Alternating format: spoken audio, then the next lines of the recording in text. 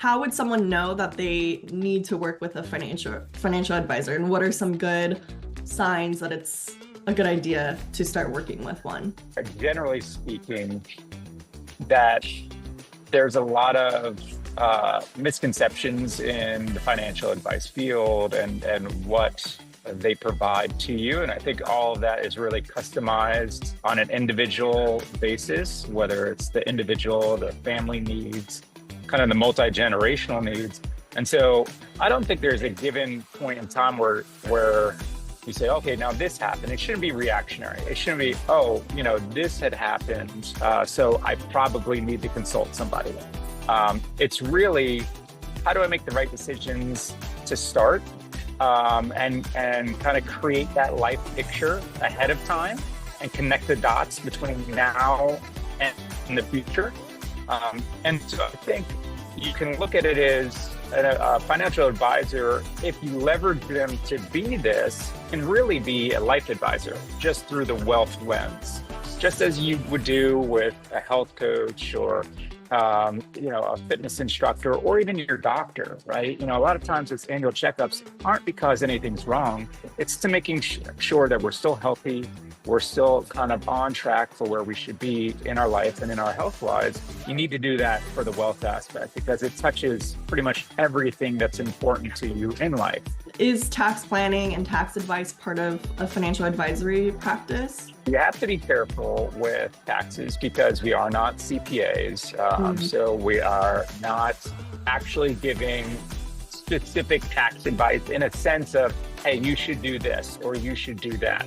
What we can do is look at their given circumstances and give them overall guidance of, hey, there are these tax implications involved in either this transaction or some of the things that you're thinking of doing, or even, maybe some ways that you can set yourself up in a tax advantage way later on to be able to leverage different pockets of money and not put yourself into a higher tax bracket or a higher tax implication.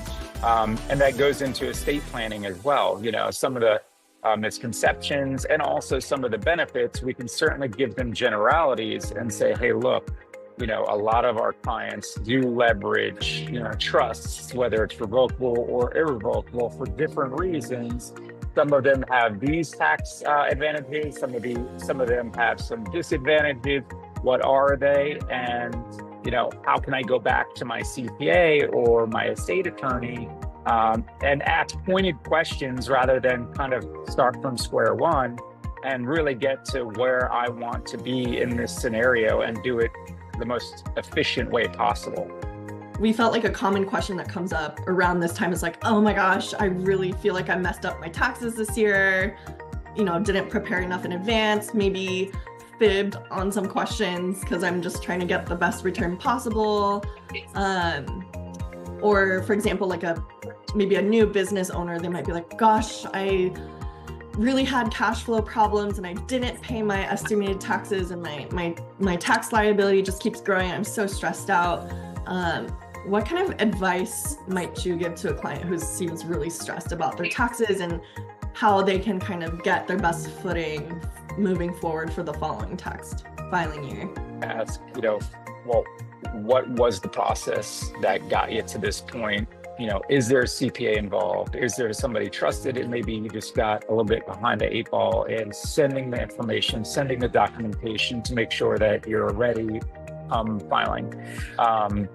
If there's not a good resource, if they're trying to do it on their own or maybe leveraging some software but are unfamiliar with it and maybe not familiar with how to necessarily categorize these things, and even sometimes not familiar with the tax code to where maybe there's some tax advantages that they're missing out on because of it, then we do usually have what I call a golden Rolodex, trusted resources within the different areas of service that we think our clients need, whether it's maybe a manager at a long-term care or memory center.